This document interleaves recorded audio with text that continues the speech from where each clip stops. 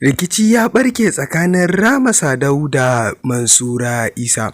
Wannan za mu kawo maka abubuwan da suka faru da kuma musabbabin rikicin a cikin wannan tasha tamu mai albarka. To amma kafin mu kai ga wannan maudu'i mai sauraro, muna buƙatar idan wannan shine karanka na farko na ziyarar wannan tasha tamu, ka dangwala mana subscribe kana ka taba alamar ƙararrawa domin ta haka ne zaka dinga samun videos ɗinmu a koda yaushe mun ɗaura. To mai sauraro, wa'annan shine abin da a yanzu muka samu labari, za mu gaya ma gaskiyar batu ne mai sauraro, kaɗan jira mu kaɗan. To mai sauraro, kamar yadda ka sani dai wannan shahararriyar jaruma ce ta masana'anta ta Kannywood wato Rahama Sadau, kamar yadda ita ma wacce tsohuwar shahararriyar jaruma ce wadda yanzu ta dawo masana'anta ta Kannywood bayan rabuwa ta yi da mijinta wanda aka fi sani da Sani Danja.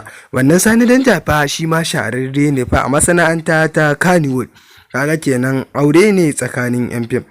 To wannan rikici dai ya samo asali ne daga lokacin da ita wannan shahararriya ko in ce tsohuwar jaruma ta masana'anta ta Kannywood wato Mansura Isa ta dora a shafinta na Instagram. To mai sauraro, wannan dai Rahama Sadau ta ɗora sunanta ne da waɗansu document nata a cikin wata ƙungiya, wanda ita kuma Rahama Sadau ta ce ba da izininta aka yi wannan abin ba, wanda hakan ne janyo suka fara cece kuce, wanda ita kuma Mansura Isa ta ce ita fa ba da ita take ba, wata Rahama Sadau ɗin ce ba wannan ba. Fa haka ne suka dinga saɓani tsakaninsu har ya janyo abin ya fara fita tun suna yi su biyu.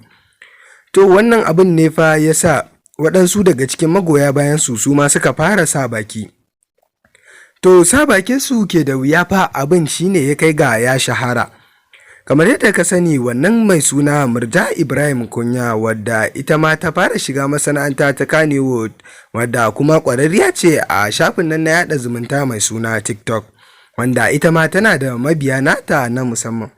To ita ce fa ita ma ta fito ta yi bayani akan wannan rigima tasu, kamar yadda take cewa wannan rigima ce da aka yi ta don musabbabin wani mushkila da aka samu ko saɓani game da ita Mansura Isa ta ɗora suna ne a cikin wata ƙungiya na Rahama Sadau, wanda ita Rahama Sadau ɗin ta ce ba da izininta aka yi wannan abu ba, wanda hakan ne janyo ita kuma Mansura Isa ta ce ba fa wannan Rahama Sadau take nufi ba, wata Rahama Sadau ɗin ce ta daban, wanda hakan ne yasa suka ɗan samu saɓani, wanda ita kuma Rahama Sadau ta rubuta a fejinta na Instagram ta yi waɗansu batutuwa, wanda hakan ya sa ran Mansura Isa ya ɓaci, ita ma ta ɗora a shafin nata wasu batutuwa mai sauraro.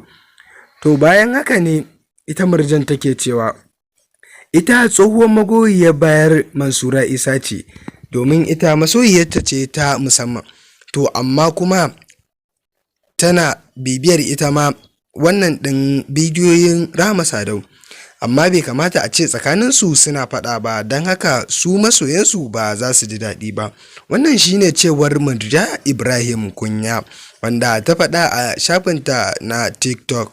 To hakan ne ke da wuya ya janyo mutane waɗansu suke ta tsegumi game da wannan lamari, har waɗansu suke ta ganin wannan abu ne fa da ya samo asali daga wata tsohuwar rigima da tasu ta ra'ayin kansu. To wannan shine fa kanin labarin mai sauraro. Mun gode da jimirin kallonmu da kuke yi a wannan tasha tamu.